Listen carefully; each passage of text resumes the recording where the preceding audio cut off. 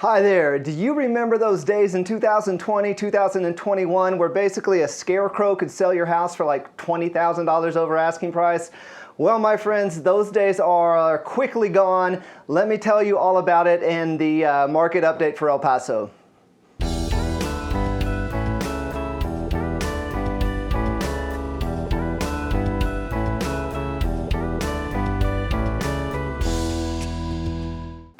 Hi, my name is John Pena with Pena El Paso Realty Group. If you are looking to buy or sell a home, please consider reaching out to us.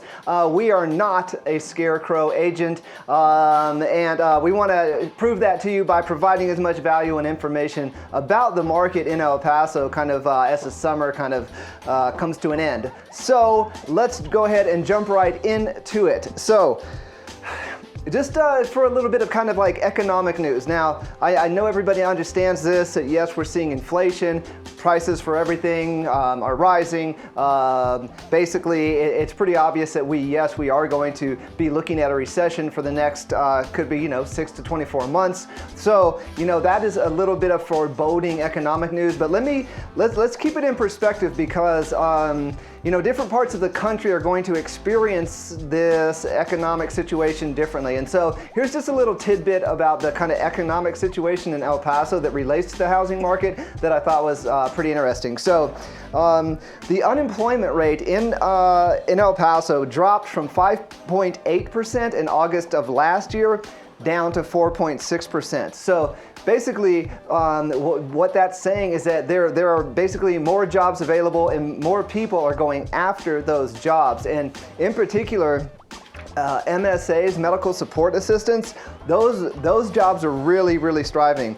Those jobs saw basically a 3% increase kind of year over year from just about 317,000 of those jobs to almost 327,000 jobs. So, there is some good news here. The El Paso economy, it's on one hand, we all know that the minimum wage is pretty low. That's not ideal. On the other hand, and I've said this a ton, but for skilled workers, it's still a pretty reasonable market. And remember, our affordability is still pretty darn good. And so with that, let me tell you about kind of the housing situation and what we're seeing. I'm just going to cut and I'm not going to, no fluff. I'm just going to give you the things that I think are probably most important for you to know. So first of all, year over year, home sales in El Paso have dropped 10.5%, okay? That means that the number of homes that were sold this year is 10% less than the number of homes that were sold last year, okay? However, the dollar volume rose from about 235 million to 236 million. So that's up about 19%. So basically what happened is that last year, more homes sold, but the homes were still less money.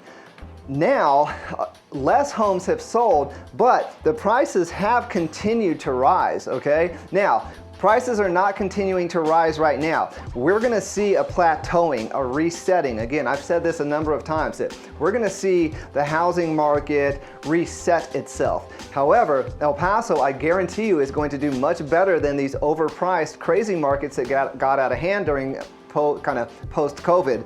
Boise, Idaho, Austin, Tampa, some of these other markets that just went nuts. We didn't go nuts. Prices increased, but not so drastically as these other places. So, big picture though, the fact of the matter is less homes in El Paso are selling right now than they did last year, okay? Second point that's important for you to know.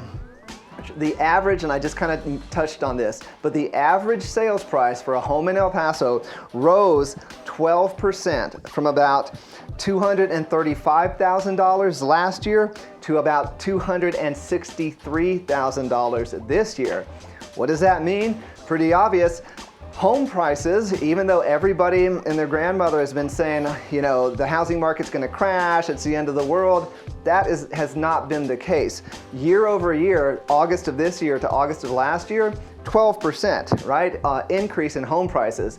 Now, if you're a homeowner, don't get too excited about that because the buyer demand, and we're going to talk about this, but that strong buyer demand that was fueling those price increases, that has dropped off dramatically. Why? Of course, interest rates, right? So, third point to know, the average price per square foot. This is just a great number to know. You basically take the price of the home, you divide that by the total square footage, and you get the average price per square foot, right? The average price per square foot climbed last year, August, summer, $122.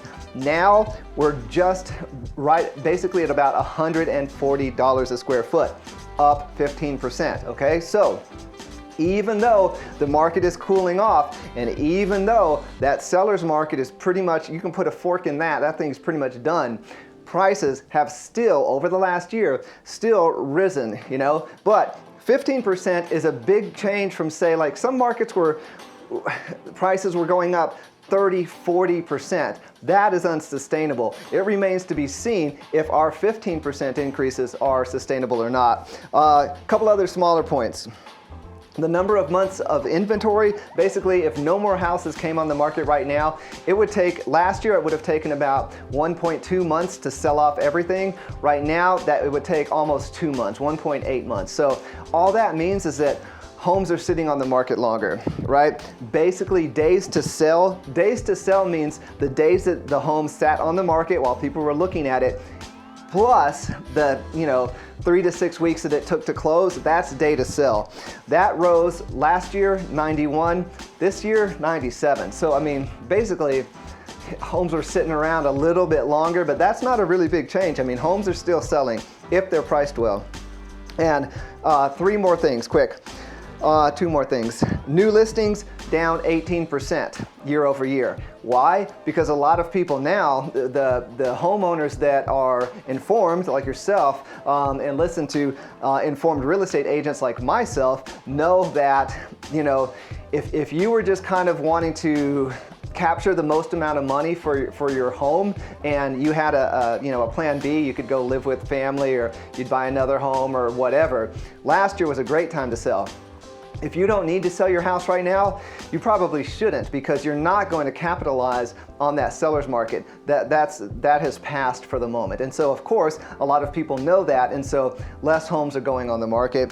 One more, active listings are down 24%. So, basically same idea. Simply less people are selling their home because the advantages that they had last year and the year before are really no longer there. So that's kind of the real estate market for El Paso and sort of the country in a nutshell. So I hope that information is useful for you. If you have questions, comments, by all means, reach out to us directly. Leave a comment underneath the video here, and we'd love to get back to you. Speaking of that, if you're finding value in our content, which I hope you are, please consider subscribing to the channel. Liking the videos, all of that. The algorithm. You got to help the algorithm. But sincerely, though, we do appreciate that. So. Real quick, let's make some predictions. What do I predict is going to happen in fall, maybe winter of this year with the real estate market? For us, October, the month we're about to roll into now, October has been the slowest month. Okay, so that is trending to be the case. So October's slow. I'm not exactly sure why, if it's just that everyone's back into school, or exactly what the reason for that is. However, I do suspect that, the El Paso market is not going to see a crash. A crash means that people are underwater and they have to sell their house for like a 30% loss. That is not going to happen. I mean, it just isn't. So are we going to see the housing market maybe kind of stabilize and fluctuate a little bit? Might that listing price per square foot, that's around, what I say, 140, might that start to drop a little bit? It's possible, but again, remember, El Paso is a strong market because lots of people want to relocate here, and we have all the people that are PCSing here for Fort Bliss, and so it remains a pretty strong market. So like I said, I do think prices are going to kind of plateau out. I don't see prices necessarily coming down, but those days of getting 30 offers and $30,000 over the asking price. Those days are definitely over, which is great news if you're a buyer. And if you're a seller, make sure you reach out to us so that we can maximize, you know, the sale of your home for you in this market. And so, with all of that said, thank you so much. I'm going to start introducing some Espanol into these videos. So until next time, que le vaya bien.